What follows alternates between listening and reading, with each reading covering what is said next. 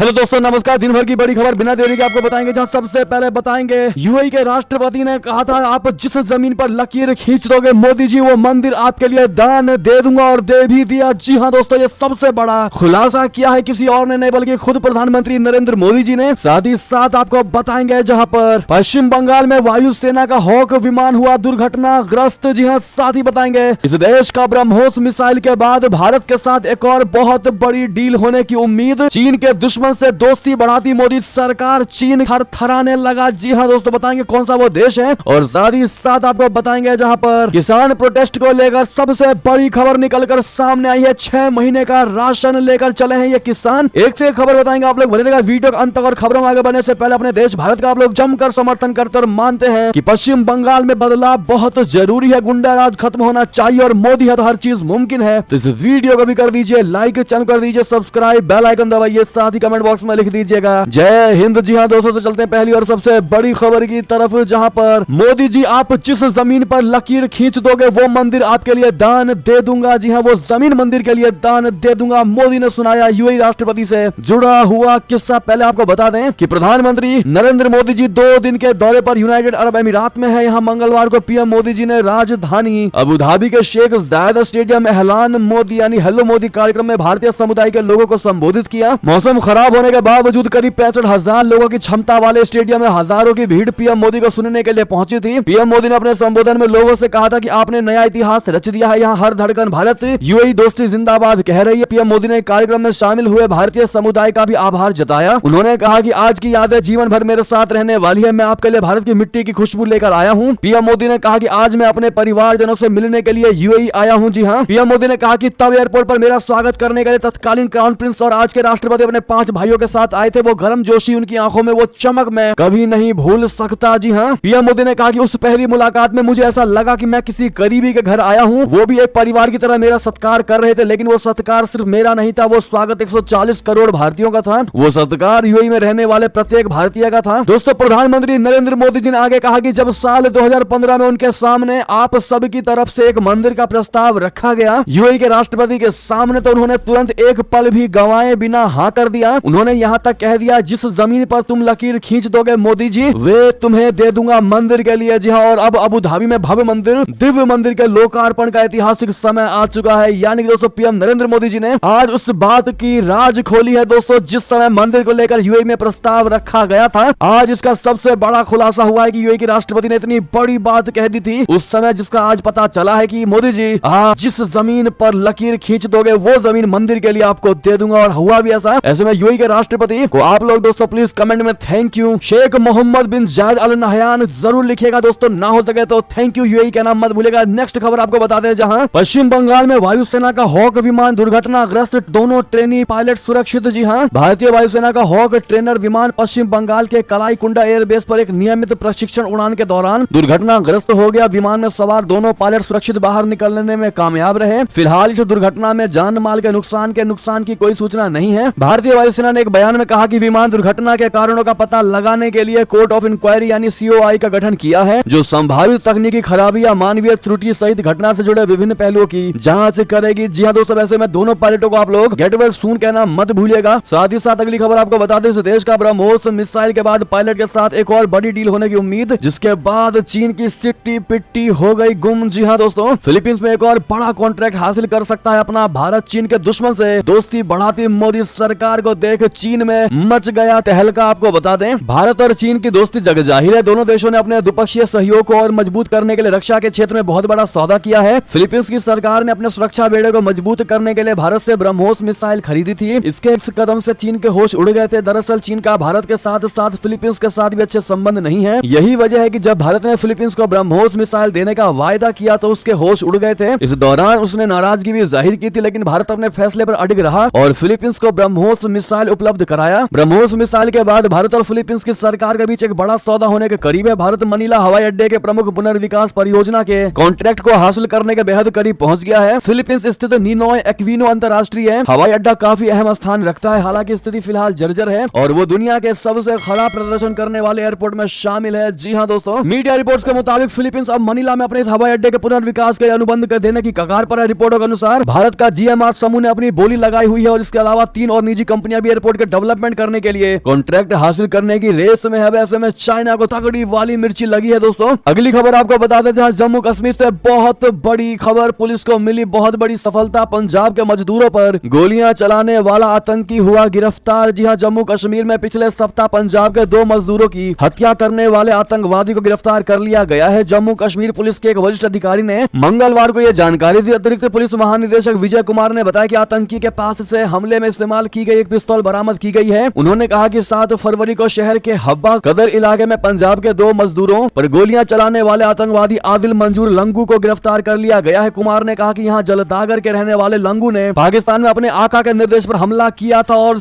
उसे श्रीनगर से गिरफ्तार कर लिया गया। ऐसे में दोस्तों thank you Jammu Kashmir police, जरूर कह दीजिएगा। नेक्स्ट खबर आपको बता दें, जब कश्मीर की ही बात हो रही है तो कश्मीर में बीजेपी को मिला पहाड़ी आदिवासी चेहरा। क्या लोकसभा चुनावों में होगा इसका फायदा? बता दें, लोकसभा चुनावों से ठीक पहले एक प्रमुख पहाड़ी चेहरा शहनाज गनई बीजेपी में शामिल हुई है। संसद से जम्मू कश्मीर के पहाड़ी नस्ली आदिवासियों को अनुसूचित जनजाति यानी एसटी का दर्जा देने वाले बिल पास होने के बाद इसे भाजपा के लिए बहुत बड़ी सफलता के तौर पर देखा जा रहा है। पुंछ जिले की रहने वाली डॉक्टर शहनाज गनई पूर्ववर्ती जम्मू और कश्मीर राज्य में नेशनल कॉन्फ्रेंस की एमएलसी रह चुकी है। कश्मीर की पहाड़ी नस्ली जनजाति मुख्य रूप से पीर पंजाल क्षेत्र में रहती है, जो राजौरी और पुंछ जिलों का इलाका है। भाजपा का कमल पकड़ने से पहले शहनाज गनई जम्मू और कश्मीर जनजातीय संशोधन कानून बनाने के लिए प्रधानमंत्री नरेंद्र मोदी को शुक्रिया कह चुकी है। उनके मुताबिक इससे उत्पीड़ित पहाड़ियों को उत्पीड़कों के चंगुल से मुक्ति मिलेगी। जी हाँ दोस्तों, नेक्स्ट खबर आपको बता दें, बलूचिस्तान में चुनावों के बाद शुरू हुआ विरोध प्रदर्शन, पाकिस्तानी सेना पर लगा धांधली का आरोप, मिल रही बड़ी धमकी। जी हाँ, पाकिस्तान में आम चुनावों के बाद बलूचिस्तान में विरोध प्रदर्शन शुरू हो गए हैं। द बलूचिस्तान पोस्ट की रिपोर्ट के अनुसार कुछ राजनीतिक दलों के पक्ष में चुनावी धांधली के आरोप लगे हैं। पाकिस्तान पीपुल्स पार्टी और पाकिस्तान मुस्लिम लीग नवाज बलूचिस्तान में विजेता के रूप में उभरे, लेकिन विरोधियों का दावा है कि इन दलों को सेना का समर्थन मिला हुआ था। कई राजनीतिक दलों ने चुनावी प्रक्रिया की निष्पक्षता और ईमानदारी पर चिंता व्यक्त की है, खासकर उन क्षेत्रों में जहां मतदाता कम थे या मतदान केंद्र सीमित थे। इसके जवाब में बलूचिस्तान नेशनल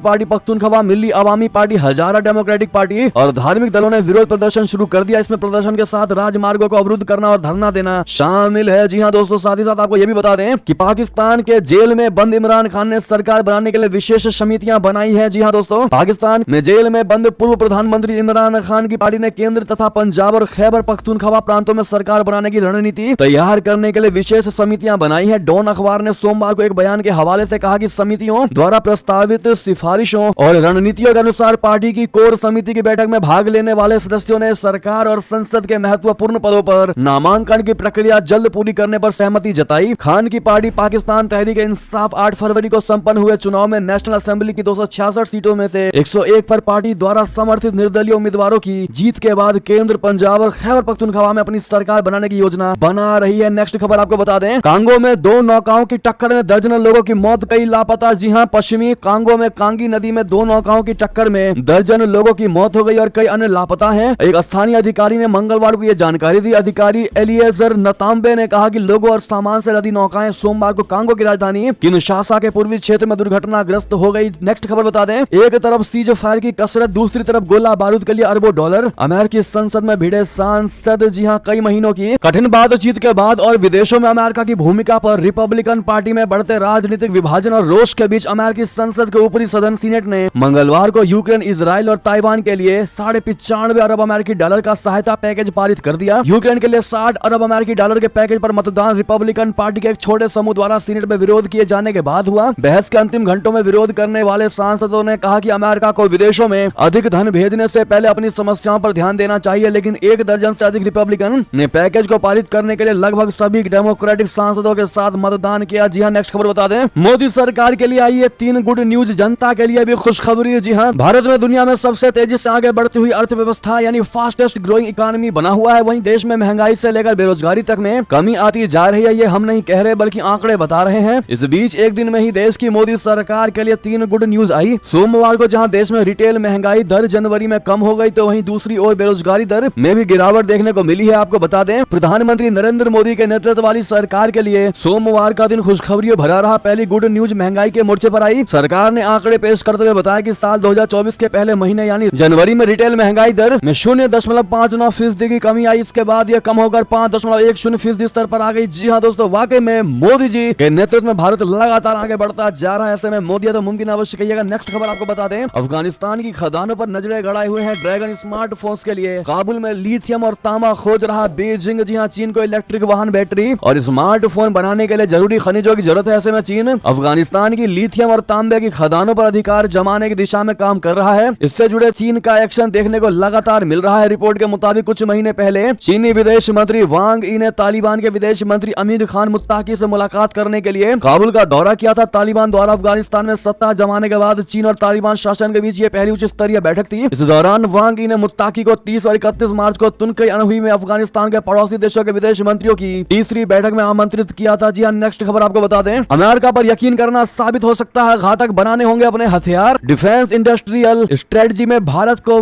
बड़ी सीख। जी, अमेरिका के डिपार्टमेंट ऑफ डिफेंस यानी रक्षा विभाग ने अपनी पहली डिफेंस इंडस्ट्रियल स्ट्रेटजी यानी एनडीस, जिसे पिछले महीने जारी किया गया था, उसमें अपनी डिफेंस इंडस्ट्री को लचीला डिफेंस इकोसिस्टम बनाने के लिए 59 पन्नों का एक दस्तावेज जारी किया गया था, ताकि भविष्य में अमेरिका की रक्षा जरूरतों को पूरा किया जा सके। अमेरिका का मानना है कि चीन उसके लिए सबसे बड़ा खतरा है, जबकि यूक्रेन में चल रहे युद्ध और गाजा में इजराइल के उलझने के बाद अमेरिका ऐसी स्थिति में फंस गया है जहां उसे इन दोनों देशों की रक्षा जरूरतों को भी पूरा करना है और अपनी क्षमता भी बनाए रखनी है। जी हाँ, नेक्स्ट खबर बता दें, ट्रंप ने सुप्रीम कोर्ट में फिर दे दी एक बार और दस्तक। 2020 में चुनावी परिणामों को पलटने के मामले में रोक लगाने की कर दी मांग। जी हाँ, पूर्व अमेरिकी राष्ट्रपति डोनाल्ड ट्रंप ने एक बार फिर सुप्रीम कोर्ट का रुख किया है। उन्होंने अपील अदालत के उस फैसले पर रोक लगाने की मांग किया है जिसमें उन्हें 2020 के चुनाव परिणामों को पलटने की कोशिशों के लिए आपराधिक रूप से मुकदमा चलाने की अनुमति दी गई है। ट्रंप के वकीलों ने तर्क दिया कि अगर किसी राष्ट्रपति पद पर रहते हुए किए गए कार्यों के लिए आपराधिक आरोप लग सकते हैं तो ये ऐसी मिसाल कायम करेगा जिससे और भी मुकदमे और बदलने का विनाशकारी चक्र चल सकता है। नेक्स्ट खबर बता दें, पाकिस्तान से एक और बड़ी खबर, पंजाब के सीएम पद के लिए पीएमएलएन से उम्मीदवार होंगी मरियम नवाज। पार्टी अध्यक्ष शहबाज शरीफ ने किया ये ऐलान। जी हां, पाकिस्तान मुस्लिम लीग नवाज के अध्यक्ष शहबाज शरीफ ने कहा है कि पूर्व सत्तारूढ़ पार्टी की वरिष्ठ उपाध्यक्ष मरियम नवाज पंजाब के मुख्यमंत्री पद के लिए उनकी पार्टी की उम्मीदवार होंगी। तो वहीं दूसरी तरफ पाकिस्तान पीपुल्स पार्टी के अध्यक्ष बिलावल भुट्टो जरदारी के प्रधानमंत्री पद की दौड़ से पीछे हटने के साथ पाकिस्तान मुस्लिम लीग नवाज के प्रमुख नवाज शरीफ के चौथी बार देश के प्रधानमंत्री बनने की संभावना मजबूत हो गई है। जेल में बंद पूर्व प्रधानमंत्री इमरान खान की पाकिस्तान तहरीक इंसाफ पार्टी द्वारा समर्थित निर्दलीय उम्मीदवारों के संसद में सबसे अधिक सीटें जीतकर आश्चर्यचकित करने के बावजूद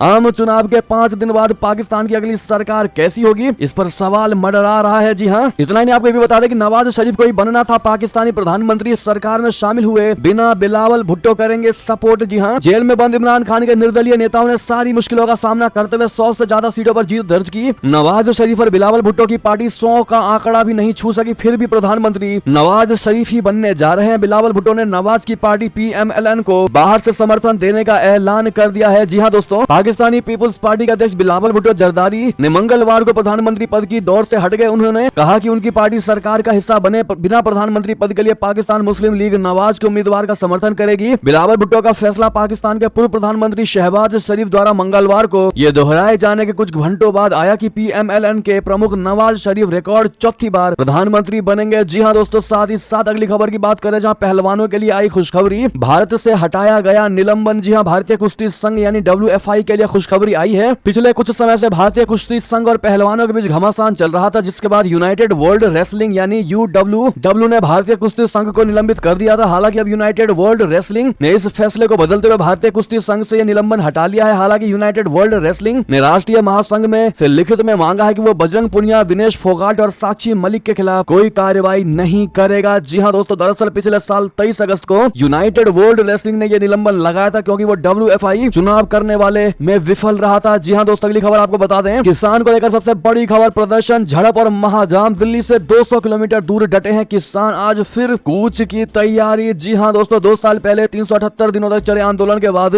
किसान एक बार फिर सड़क पर है। मॉडिफाइड ट्रैक्टर, कई महीनों के राशन से लोडेड गाड़ियां और बड़े बड़े काफिले लेकर किसान मंगलवार को दिल्ली कूच के लिए निकल पड़े। वजह रही MSP और इसके अलावा उनकी अन्य मांगे, जिन पर उनके मुताबिक सरकार से सही जवाब नहीं मिल सका। 12 फरवरी को किसानों की केंद्रीय मंत्रियों से हुई बैठक बेनतीजा रही और फिर मंगलवार को शुरू हुआ प्रदर्शन, झड़प और पंजाब से लेकर NCR तक सड़कों पर जाम का आलम। एक तरफ प्रदर्शन कर रहे किसान है तो दूसरी तरफ आंदोलन पर अपना पक्ष रखते आम इंसान है। किसान कई मांगों के साथ प्रमुख रूप से फसल की गारंटी वाला दाम चाहते हैं। आम इंसान के लिए मुद्दा है प्रदर्शन के दौरान सड़क पर लगने वाला लंबा जाम, बंद होती दुकानें और आम जनजीवन और व्यापार पर पड़ने वाला असर। किसान लाचार होकर कहते हैं वो प्रदर्शन को मजबूर हैं, तो वहीं प्रदर्शन की वजह से पैदा होने वाली स्थिति में आम इंसान लाचार है। किसान कहते हैं कि मांगे मानी जाए तो समाधान निकले तो प्रदर्शन खत्म होगा। आम इंसान चाहता है कि प्रदर्शन खत्म हो तो उसके उसकी समस्या का समाधान निकले। दोस्तों ऐसे में सबसे बड़ा सवाल यह है कि समाधान निकलेगा तो निकलेगा कैसे। सरकार कहती है बातचीत से, हालांकि बातचीत का आलम यह है कि कई राउंड चर्चा होकर अभी भी सफल नहीं हो पाई है। और आज सुबह से दिल्ली से 250 किलोमीटर दूर पंजाब हरियाणा के बीच शंभू बॉर्डर पर सबसे ज्यादा किसान और पुलिस के बीच भिड़ंत देखी गई। जी हाँ दोस्तों, ऐसे में 6 महीने का राशन लेकर चले हैं ये किसान। सुई अनाज से लेकर डीजल तक सब कुछ लोडेड है दोस्तों, यानी कि पूरी व्यवस्था करके ये प्रदर्शन करने के लिए आए हैं। क्या लगता है आपको, सरकार इनकी मांग को इनके हिसाब से मानेगी या फिर कोई ना कोई बीच में समझौता निकाला जाएगा? जो भी आपको लगता हो दोस्तों कमेंट में लिखकर अवश्य बताइएगा। दोस्तों आपको बता दें कि किसान नेता पंढेर ने कहा कि भारत के इतिहास का काला दिन हमारे ऊपर गोले दागे गए। जी हाँ, किसानों के इस प्रदर्शन का नेतृत्व कर रहे किसान मजदूर संघर्ष कमेटी के महासचिव सरवन सिंह पंढेर ने आंदोलन में शामिल किसानों के खिलाफ पुलिस एक्शन पर तीखी नाराजगी जताई है। उन्होंने कहा है कि भारत के इतिहास में और भारत की राजनीति में आज का दिन काला दिन है, हमारे ऊपर आंसू गैस के गोले चलाए गए। उन्होंने कहा कि अभी हम बात करेंगे और फिर सुबह की रणनीति यानी आज की रणनीति तय करेंगे। जी हाँ, नेक्स्ट खबर आपको बता दें, इतना ही नहीं, कांग्रेस भी बहती गंगा में हाथ धोने की कोशिश करने में लगी हुई है। दोस्तों कांग्रेस ने इस मुद्दे पर केंद्र पर आरोप लगाए हैं। उन्होंने कहा कि मोदी सरकार ने अन्नदाताओं से किए गए अपने 3 वादे तोड़े हैं। कांग्रेसी अध्यक्ष मल्लिकार्जुन खड़गे ने मंगलवार को किसानों के आंदोलन का समर्थन किया और आरोप लगाया कि प्रधानमंत्री नरेंद्र मोदी के नेतृत्व वाली सरकार ने देश के अन्नदाताओं से किए वादे तोड़ दिए। उन्होंने यह भी दावा किया है कि सरकार अब किसानों की आवाज पर लगाम लगाने का प्रयास कर रही है। जी हाँ, ऐसे में बहती गंगा में हाथ धोने और खड़गे को लेकर आपकी क्या राय होगी दोस्तों कमेंट में लिखकर अवश्य बताइएगा। साथ ही साथ आपको बता दें, खड़गे से जुड़ी एक और खबर आ रही है। राहुल गांधी ने संभाला कांग्रेसी अध्यक्ष खड़गे, मंच पर गिरते गिरते बचे। जी हाँ, राहुल गांधी ने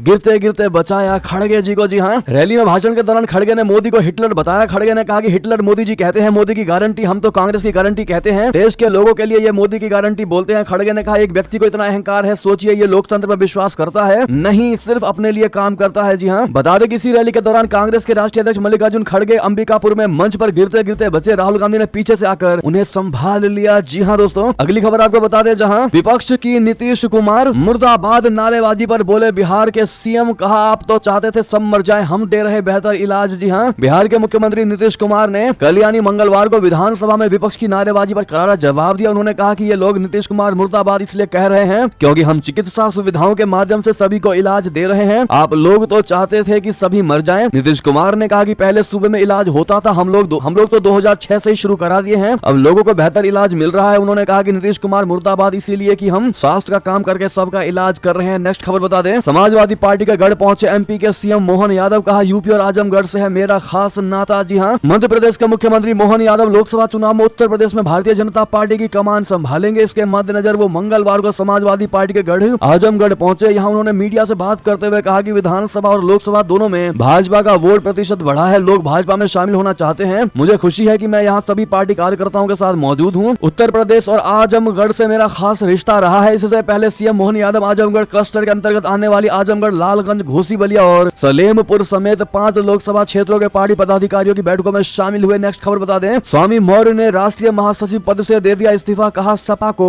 सशस्त्र बनाने में लगा रहूंगा। जी हाँ, स्वामी प्रसाद मौर्य ने समाजवादी पार्टी के राष्ट्रीय महासचिव पद से इस्तीफा दे दिया है। अपने बयानों को लेकर लंबे समय से विवादों में चल रहे नेता ने सिर्फ पद से इस्तीफा दे दिया है, पार्टी से नहीं। उन्होंने सपा अध्यक्ष अखिलेश यादव को इस संबंध में एक लंबा चौड़ा खत लिखते हुए इस्तीफे के कारणों को बताया है। उन्होंने कहा है कि वो पद पर रहे बिना भी पार्टी को स्वस्थ बनाने के लिए तत्पर रहेंगे। जब से मैं समाजवादी पार्टी में सम्मिलित हुआ, लगातार जनाधार बढ़ाने की कोशिश की। सपा में शामिल होने के दिन ही मैंने नारा दिया था 85 तो हमारा है, 15 में भी बंटवारा है। जी हाँ, नेक्स्ट खबर आपको बता दें, सोनिया गांधी राज्यसभा के लिए आज दाखिल करेंगी नॉमिनेशन, राजस्थान से होने जा रहा है एंट्री। जी हाँ, कांग्रेसी लीडर सोनिया गांधी राज्यसभा के लिए पूरी तरह तैयार है। न्यूज एजेंसी एनआई के मुताबिक वो बुधवार को यानी आज अपना नामांकन दाखिल कर रही होंगी। सोनिया का नॉमिनेशन राजस्थान से दायर किया जाएगा। इस दौरान उनके साथ राहुल गांधी और कांग्रेसी अध्यक्ष मल्लिकार्जुन खड़गे भी मौजूद रहेंगे। सोनिया गांधी के राजस्थान में राज्यसभा जाने की बात कंफर्म हो गई है। इससे पहले ये चर्चा हो रही थी कि वो राजस्थान या हिमाचल प्रदेश से नामांकन दायर कर सकती हैं। जी हाँ, नेक्स्ट खबर आपको बता दें, किसानों पर भाजपा के बर्बर हमले की निंदा करते हुए ममता बनर्जी ने केंद्र पर जमकर साधा निशाना। बता दें, ममता बनर्जी ने मंगलवार को इस घटना की कड़ी निंदा की है। उन्होंने एक्स पर लंबे ट्वीट में लिखा कि अगर देश के किसानों पर आंसू गैस से हमला किया जाएगा तो देश कैसे आगे बढ़ेगा। ममता बनर्जी ने केंद्र की आलोचना की और सवाल उठाया, क्या यह विकसित भारत का उदाहरण है? ये घटना इस बात का सबूत है कि केंद्र सरकार ने किसानों और मजदूरों को उचित मदद नहीं दिया है। अपने मौलिक अधिकारों के लिए बोलने की इच्छा रखने वाले किसानों पर हमला किया जा रहा है। मैं किसानों पर इस हमले की कड़ी निंदा करती हूँ। यानी कि दोस्तों कहीं ना कहीं ममता बनर्जी भी इस किसान के मुद्दे पर राजनीति करती नजर आ रही है, जबकि किसान के मुद्दे पर राजनीति किसी भी कीमत पर नहीं की जानी चाहिए, क्योंकि किसान जो है वो भारत के विकास के सबसे पहले अंग है दोस्तों, और उनकी मांगों पर राजनीति ठीक नहीं। आपकी क्या राय होगी इस पर बताइएगा जरूर। साथ ही साथ साथ अगली खबर की बात करें, जहां दिल्ली में कांग्रेस को एक सीट का ही ऑफर 6 पर लड़ेगी आम आदमी पार्टी। पंजाब में भी गठबंधन नहीं, जी हां, विपक्षी गठबंधन में लगातार फूट नजर आ रही है। एक एक कर राजनीतिक पार्टियां किनारा कर रही हैं। पहले पश्चिम बंगाल की मुख्यमंत्री ममता बनर्जी, फिर नीतीश कुमार और रालोद के बाद आम आदमी पार्टी ने भी बड़ा ऐलान किया है। आम आदमी पार्टी ने भी सीट शेयरिंग को लेकर कांग्रेस को ऑफर दे दिया है। दिल्ली में कांग्रेस को आम आदमी पार्टी ने एक लोकसभा सीट पर चुनाव लड़ने का ऑफर दिया है, जबकि आम आदमी पार्टी 6 सीटों पर खुद चुनाव लड़ेगी। जी हां दोस्तों, नेक्स्ट खबर आपको बता दें, प्रधानमंत्री नरेंद्र मोदी जी ने की प्रधानमंत्री सूर्य घर योजना की घोषणा। हर महीने 300 यूनिट मुफ्त बिजली मिलेगी। जी हां, प्रधानमंत्री नरेंद्र मोदी जी ने देश के लोगों को हर महीने 300 यूनिट तक मुफ्त बिजली प्रदान करने के लिए मंगलवार को पीएम सूर्य घर मुफ्त बिजली योजना की घोषणा की। उन्होंने एक्स पर सिलसिलेवार पोस्ट में कहा कि सतत विकास और लोगों की भलाई के लिए हम पीएम सूर्य घर मुफ्त बिजली योजना शुरू कर रहे हैं। उन्होंने कहा कि 75,000 करोड़ रुपए से अधिक के निवेश वाली इस परियोजना का लक्ष्य हर महीने 300 यूनिट तक मुफ्त बिजली प्रदान करके 1 करोड़ घरों को बिजली रोशन करना है। प्रधानमंत्री ने कहा कि लोगों के बैंक खातों में सीधे दी जाने वाली पर्याप्त सब्सिडी से लेकर भारी रियायती बैंक ऋण तक